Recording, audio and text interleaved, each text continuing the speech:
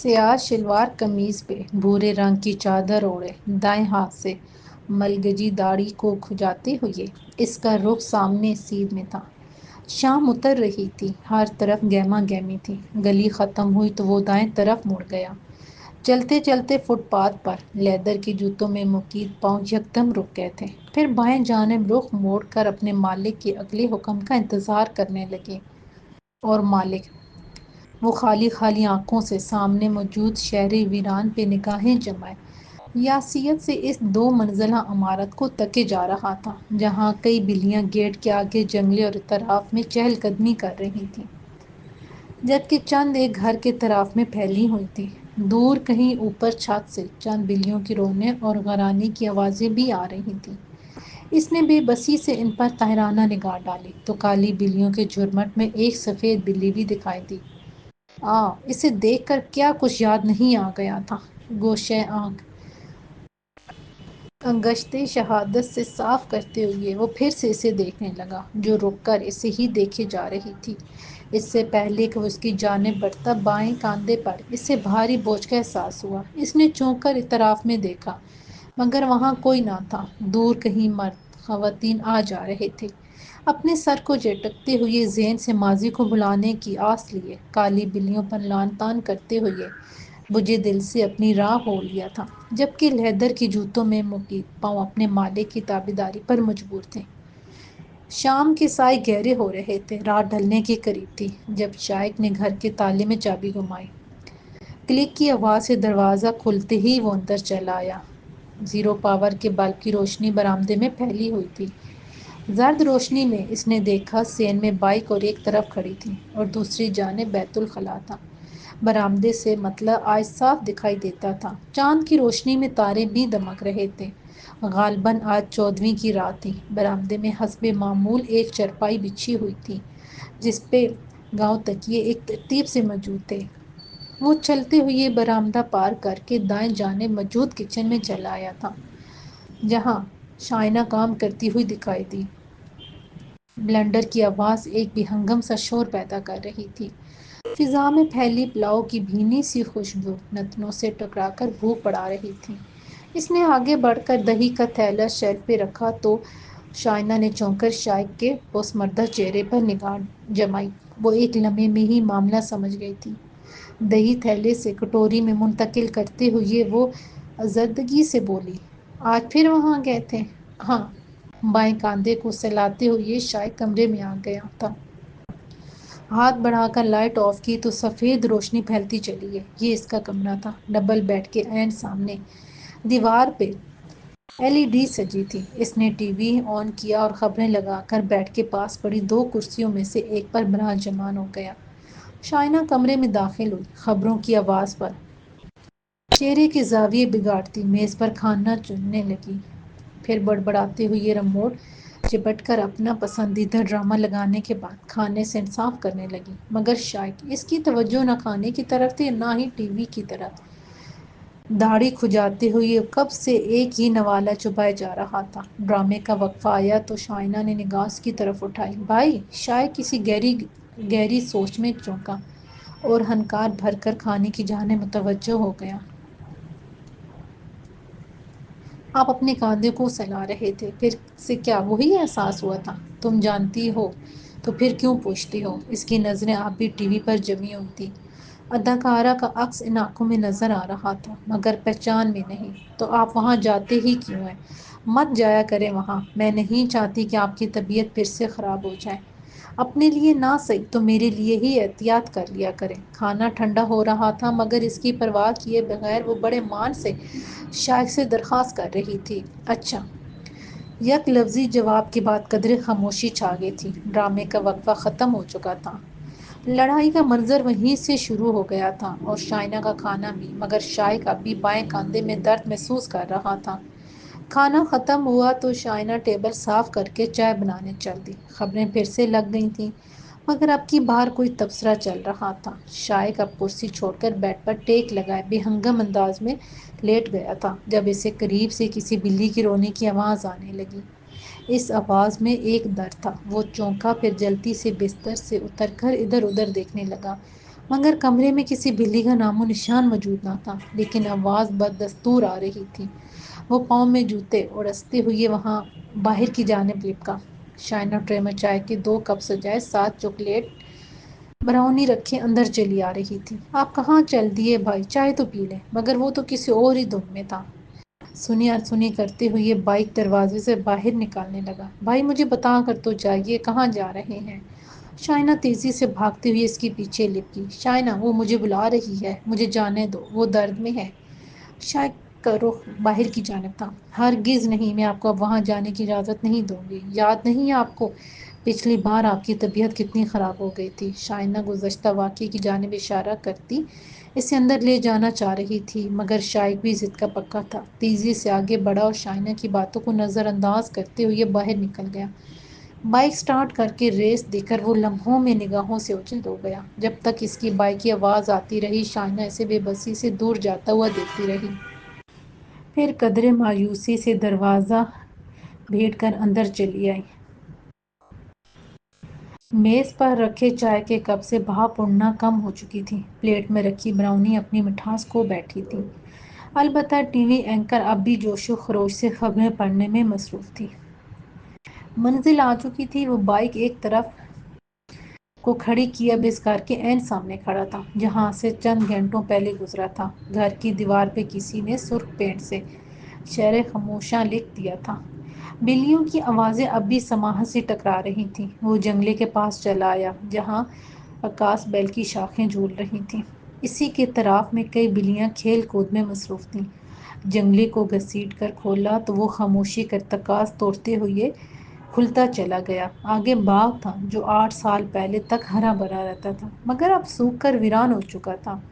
کئی بلیاں باغ میں لوٹنیاں لگا رہی تھیں، کچھ رونے میں مگن تھیں اور کچھ لڑنے میں۔ غرض ہر طرف آؤ بکا تھی۔ وہ دائیں طرف نکل آیا۔ ٹھیک 8 سال پہلے کا وہ دن آج بھی اسے اچھی طرح یاد تھا، جب مطلع صاف تھا، موسم میں گرمی کی حدت ذرا کم تھی، سورج کی روشنی ہونے کے باوجود ٹھنڈی ہوائیں چل رہی تھیں۔ شائق مزدوروں کی مدد سے ٹرک پہ فرنیچر لاد رہا تھا۔ غالباً وہ گھر چھوڑ کر جا رہے تھے۔ فربہ مائل شائنا سیاہ لباس پہ شال اوڑھے اپنا سامان رکھنے کے بعد اب شائق کا سامان گھر سے باہر لا رہی تھی۔ اس کے چہرے پہ جھریاں کام تھیں اور جسم بھی تن و من تھا۔ بلیاں اب بھی ادھر ادھر چہل قدمی کر رہی تھیں، اس بات سے انجان کہ آج ان کے مالک انہیں چھوڑ کر جا رہے ہیں۔ یک دم میں شائق کو احساس ہوا کہ جیسے کوئی چیز پاؤں میں رینگ رہی ہو۔ خیالوں کا ارتکاز ٹوٹ چکا تھا۔ اس نے نیچے دیکھا، ایک سفید اور بھورے رنگ کی بلی اس کے پاؤں چاٹ رہی تھی۔ اوہ، تو یہ تم ہو! خود کلامی کرتے ہوئے وہ پنجوں کے بل بیٹھ گیا تھا۔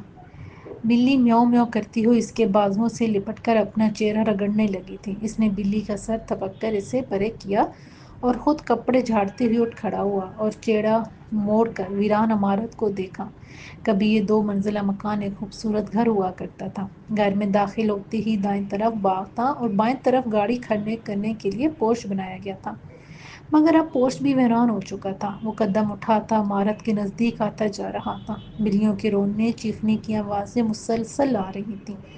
وہ خوف زدہ ہوئے بغیر آگے چلتا رہا۔ کچھ بلیاں آ کر اس سے لپٹنے کی تنگ و دو کرتیں، مگر پھر اسے چلتا چھوڑ کر پیچھے ہٹ جاتی۔ گھر کی حالت پوسیدہ ہو چکی تھی، جگہ جگہ سے پینٹ اکھڑ چکا تھا۔ ایسے میں چاند کی روشنی میں رات کے وقت بلیوں کی خوفناک آوازوں کے ساتھ گھر عجیب سنسنی خیز منظر پیش کر رہا تھا۔ وہ بیرونی زینے طے کر کے دروازہ کھولنے لگا۔ دروازہ چر کی آواز کے ساتھ کھلتا چلا گیا۔ اندر مکمل اندھیرا تھا۔ ایسا معلوم ہوتا تھا کہ گھر کے مالکوں نے کبھی گھر کو تالا لگایا ہی نہیں تھا، کیونکہ اس گھر وحشت ہی اتنی تھی کہ کوئی خوف سے کبھی اندر آتا ہی نہیں تھا۔ وہ اندر آیا تو یادوں کے دریچے واں ہونے لگے۔ دائیں جانب کچن میں موجود کیبنٹ پوسیدہ ہو کر اپنی اصلی حالت کھو چکے تھے۔ شیلف پہ چند بلیاں لیٹی ہوئی تھیں، جگہ جگہ غلاظت پڑی تھی۔ پبلک ٹوائلٹ جیسی بو چاروں جانب پھیلی ہوئی تھی۔ وہ کچن نہیں، غسل خانہ لگتا تھا۔ شکر ہے کہ کھڑکی کھلی تھی اور باہر سے ٹھنڈی ہوائیں اس کے چہرے پر پڑ رہی تھیں۔ وہ چند قدم آگے چلا تو رات کو دن میں ڈھلتے پایا۔ شائق ہاتھوں میں کھانے پینے کی اشیاء بھرے شاپر پکڑے مسرور سا اندر چلا رہا تھا۔ آج شازیہ باجی کو دیکھے کچھ لوگ آ رہے تھے۔ یہ پہلی مرتبہ تھا کہ وہ بہت خوش تھا۔ شازیہ باجی کی شادی ہو گئی تو اس کی باری بھی جلدی ہی آ جائے گی۔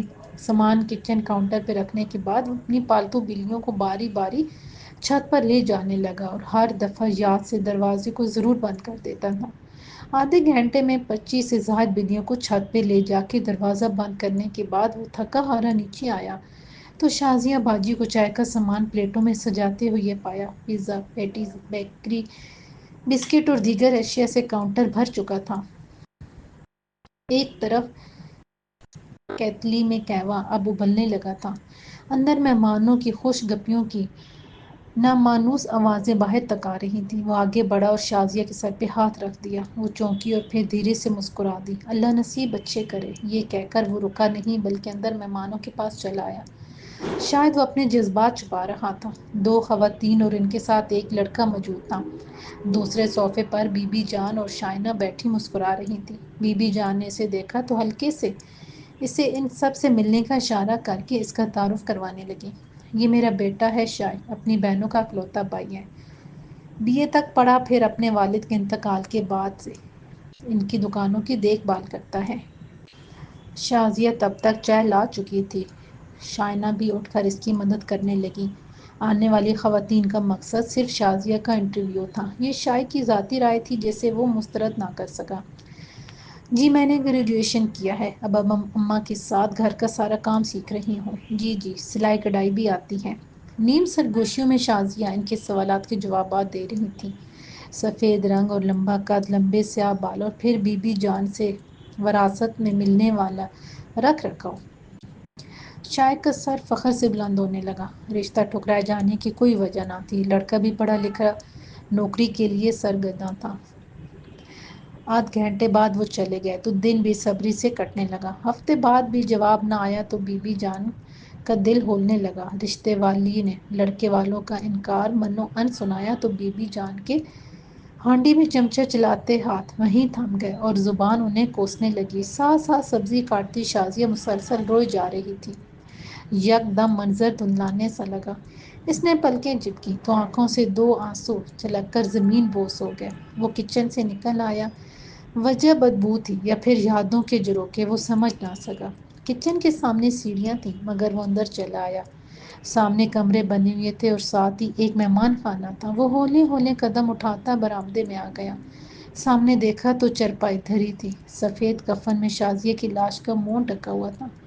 گلاب اور موتیے کے پھولوں کے ساتھ سبز چادر بھی اس پر ڈال دی گئی تھی، جبکہ کانوں میں بلیوں کی خوفناک آوازیں کچھ دیر کے لیے بند ہو گئی تھیں۔ اب صرف ایک ہی آواز تھی اور وہ تھی کلمہ شہادت کی۔ نسوانی آوازوں میں پہلا کلمہ بہت زور و شور سے پڑھا جا رہا تھا۔ لاش کے قریب شائنہ اور بی بی جان سینہ کوبی کرتے، چیخیں مارتے ہوئے روئے جا رہی تھیں۔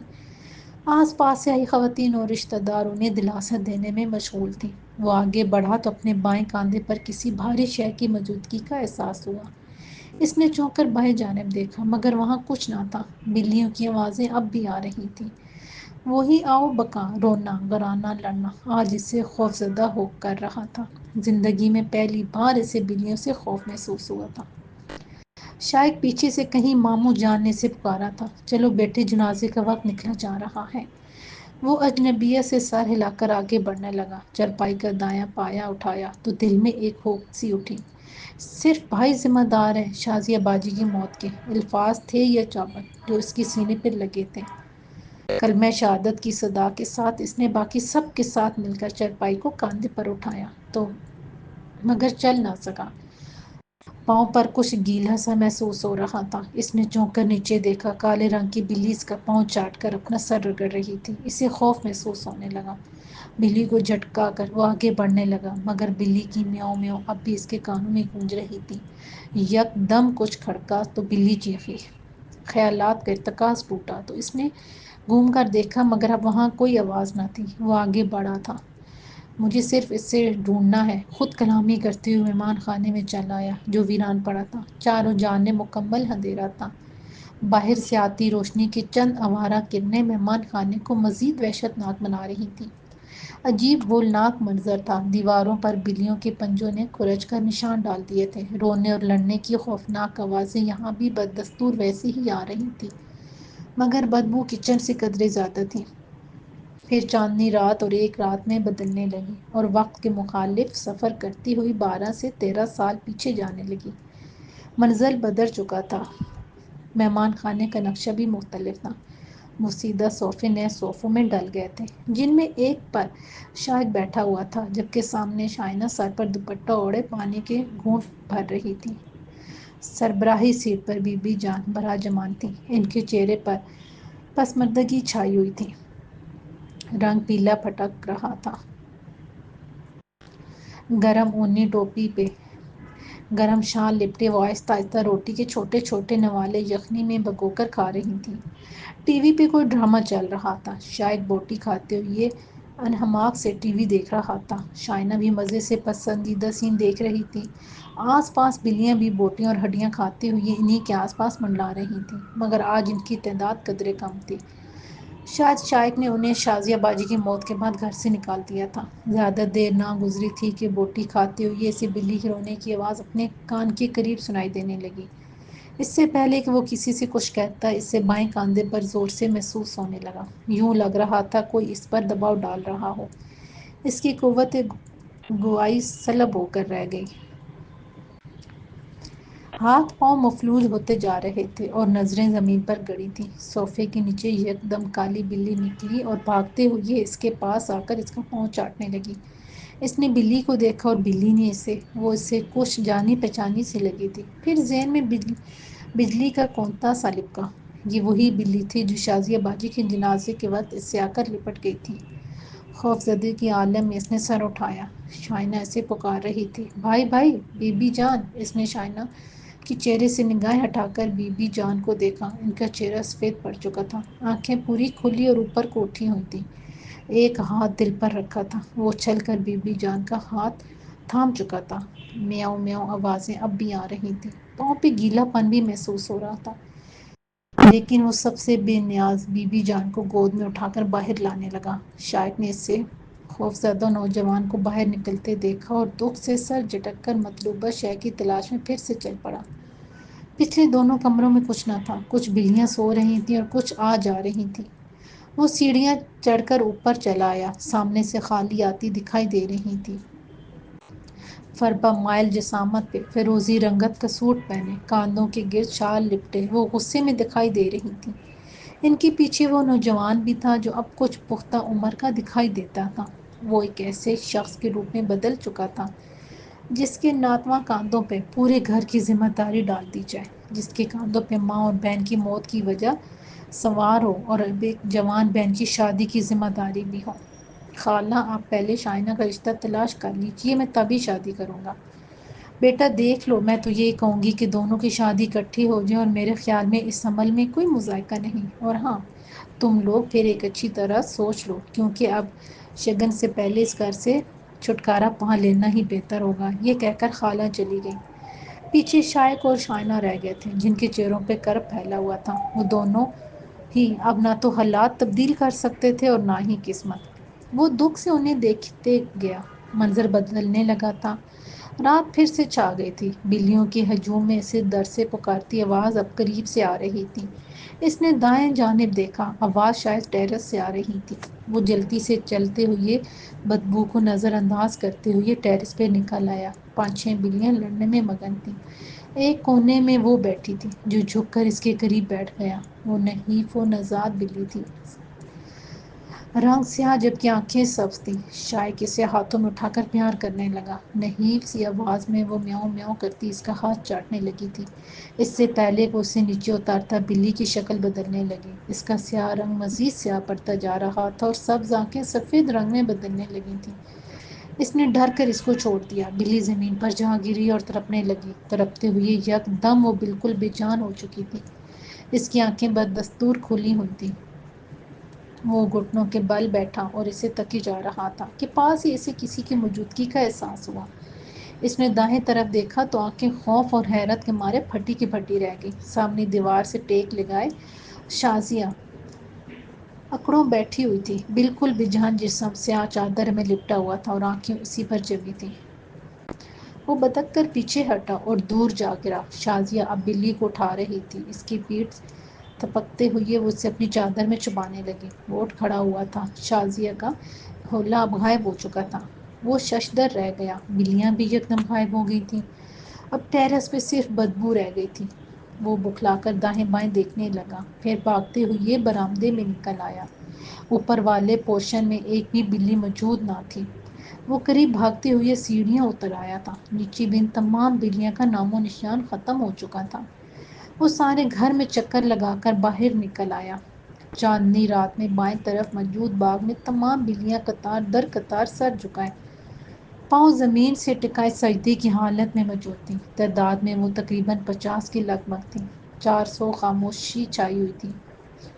ان بلیوں کی سربراہی کرتے ہوئے شازیہ کا حولہ اب ہاتھوں سے مٹی کی کھدائی میں مصروف تھا، جبکہ بے جان بلی دائیں جانب پڑی تھی۔ شائق ہونک بنا سب تماشا دیکھ رہا تھا۔ شازیہ بلی کو زمین میں دفنا رہی تھی۔ پھر حولہ اٹھا اور بلیاں بھی اٹھنے لگیں۔ ایک لمحے سجدے سے اٹھ کر وہ اپنے اپنے کاموں کو چل پڑے۔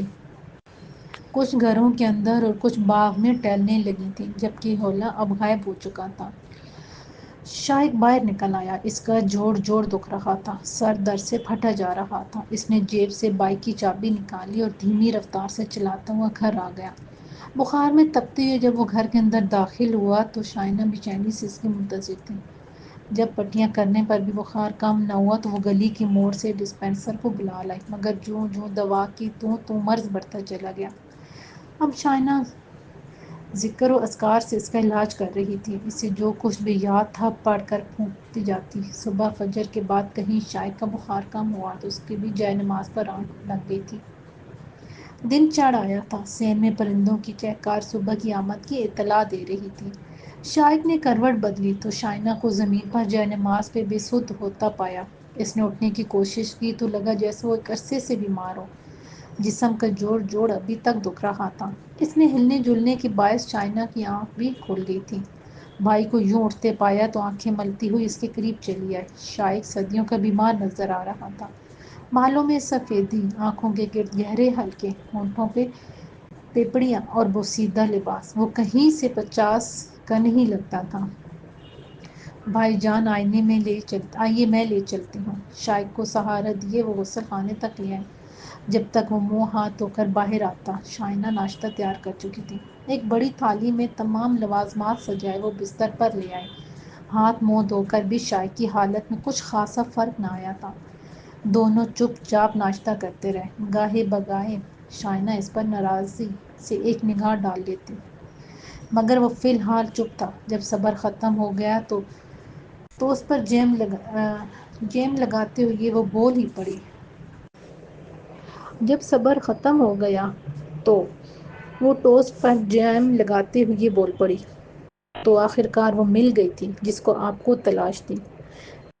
شائق نے شکوہ کناں نظروں سے اس کو دیکھا، جیسے کہنا چاہ رہا ہو کہ تم تو رہنے دو۔ ہاں مگر وہ مر چکی تھی، افسوس۔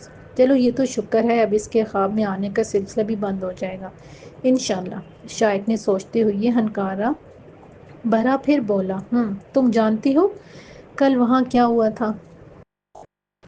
بتائیے۔ اور شائق نے الف سے بے تک تمام داستان اس کے گوش گزار کر دی تھی۔ وہ چپ چاپ سنتی رہی۔ آخرکار اس نے وہی بات دہرائی جو وہ شروع دن سے کہتی آئی تھی۔ بس بہت ہو گیا بھائی جان، آپ وہاں اب بالکل بھی نہیں جائیں گے؟ نہیں جاؤں گا۔ شائق نے کانوں کو ہاتھ لگایا۔ نہیں، اب آپ کو وعدہ کرنا ہوگا کہ آئندہ آپ وہاں کسی قیمت پر نہیں جائیں گے۔ اب کی بار شائق خاموش رہا۔ نہیں کریں گے وعدہ، دیکھیں یہ نہ صرف آپ کے لیے بلکہ میرے حق میں بھی بہتر ہوگا۔ مگر شائنہ، پتہ نہیں کیوں میں ایسا محسوس کرتا ہوں جیسے اس گھر میں کوئی ایسی شے ہے جو مجھے ہر وقت بلاتی ہے۔ مجھے لگتا ہے کہ میری موت وہیں واقع ہوگی۔ اللہ نہ کرے بھائی جان، ایسے اول فول نہیں بولتے، کبھی تو میرا بھی سوچ لیا کریں۔ دیکھیں خواب تو سبھی دیکھتے ہیں، جو آپ دیکھتے ہیں بالکل وہی میں بھی اپنے خواب دیکھتی ہوں، مگر میں تو وہاں جانے کے متعلق نہیں سوچتی۔ پھر آپ خود پر باندھ کیوں نہیں باندھ سکتے؟ میں کوشش کروں گا شائنہ، اب مجھے دکان پر جانا ہوگا، گھر میں بیکار بیٹھنا میری سرشت میں شامل نہیں ہے۔ شاید تیار ہو کر چلا گیا تو شائنہ گھر کے کاموں میں مشغول ہو گئی۔ سبزی ترکاری بنانے کے بعد وہ ٹیوشن کے بچوں کو پڑھانے لگی۔ شام کے 6 بجے جب اس نے بچوں کو چھٹی دی تو شائق کی بائک کی ہارن سنائی دینے لگا۔ دونوں نے اکٹھے بیٹھ کر کھانا کھایا اور نماز سے فارغ ہو کر خاموشی سے سونے کے لیے لیٹ گئے۔ رات ہو چکی تھی، ہر طرف روح کا عالم تھا۔ سردیوں کے دن قریب تھے، اس لیے پنکھے نہ چلنے کے باعث گھر میں چاروں طرف خاموشی چھائی تھی۔ استغفار کا ورد کرتی ہوئی شائنہ چت لیٹی چھت کو گھورے جا رہی تھی۔ کمرے میں اندھیرا تھا، چاند کی مدھم روشنی بھی اس کا حوالہ دکھانے میں ناکام ثابت ہو رہی تھی۔ آنکھ لگی ابھی گھنٹہ بھر بھی نہ بیتا تھا کہ کھٹ پٹ سے اس کی آنکھ کھل گئی۔ باہر نکل کر دیکھا تو شائق دروازے سے بائک باہر نکال رہا تھا۔ وہ سر پہ دوپٹہ جماتی بھائی بھائی پکارتی باہر کی جانب لپکی۔ تب تک وہ گلی میں آ چکا تھا۔ وہ خوب جانتا تھا کہ شائنہ اسے گلی میں ہرگز نہیں پکارے گی۔ تبھی مطمئن ہو کر بائک سٹارٹ کرنے لگا۔ ریس دے کر جب وہ زن سے بائک بھگا کر لے گیا اور شائنہ غصے بھری بے بسی سے اسے تکتی رہ گئی، پھر اندر کی جانب دوڑی، پاؤں میں جوتے اوٹ سے اور کچن میں سے گھر کی چابی اٹھا کر باہر نکل آئی۔ وہ جانتی تھی کہ شائق کہاں گیا ہے، مگر یہ نہیں جانتی تھی کہ اسے کون بلا رہا ہے۔ شہر خاموشاں کے باہر بائک روکتے ہوئے وہ سرحد سے نیچے اترا۔ دستور کے مطابق جنگلے پر لگی عکاس بیل کی ڈالیوں کے ارد گرد کئی بلیاں کھیل رہی تھیں۔ وہ انہیں نظر انداز کرتا ہوا آگے بڑھ آیا۔ چیر کی آواز سے دروازہ دھکیل کر وہ پورچ سے گزرتے ہوئے گھر کے اندر داخل ہو گیا۔ آج تو آیت الکرسی پڑھنا بھی بھول گیا تھا۔ نہ جانے کیوں اسے آج شہر خاموشاں حد سے زیادہ خاموش لگا تھا۔ آج گھر کے سین میں بھی برآمدے کی طرف بہت کم بلیاں مٹر گشت کر رہی تھیں۔ وہ دو چار قدم آگے بڑھا۔ اماں، شازیہ کہاں ہیں آپ دونوں؟ اماں دیکھیں، شائق آ چکا ہے۔ وہ سین میں کھڑا تھا جب اسے کمرے سے سفید رنگ کا حولہ نظر آیا جو مہمان خانے میں جا رہا تھا۔ وہ سمجھ نہ سکا کہ وہ بی بی جان تھی یا شازیہ۔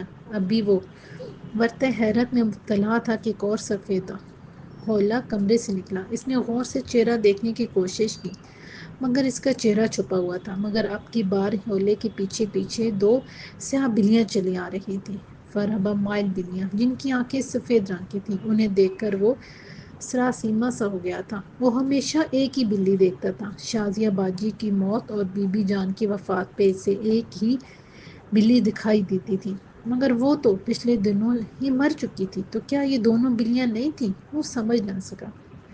شائق مہمان خانے سے آواز آئی تو اس کے بے ربط خیالوں کا ارتکاز ٹوٹا۔ وہ اندر کی جانب بڑھا۔ مہمان خانے میں قدم رکھتے ہی وہ چونک اٹھا۔ کمرے کا سارا منظر بدل چکا تھا۔ یوں لگ رہا تھا جیسے وہ آج سے 10-15 سال پیچھے چلا گیا ہو۔ ہر طرف روشنی تھی، صوفے دھرے تھے، ٹیبل پر سفید کریشیا والا کور سلیقے سے پڑا تھا۔ بائیں جانب صوفے پر بی بی جان بیٹھی ہوئی تھی، سفید لباس میں ملبوس، ٹانگیں لمبی کیے وہ دونوں ہاتھوں سے اپنی جانب بلا رہی تھی۔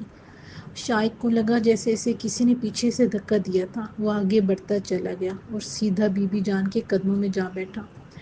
عین سامنے شازیہ باجی بیٹھی تھی، ایک ہاتھ بی بی جان کی گود میں دھرے ٹیک لگا کر وہ یک ٹک باہر کی جانب دیکھ رہی تھی جیسے کسی قیامت کا منتظر ہو۔ بی بی جان اب بہت پیار سے اس کے بال سہلا رہی تھی۔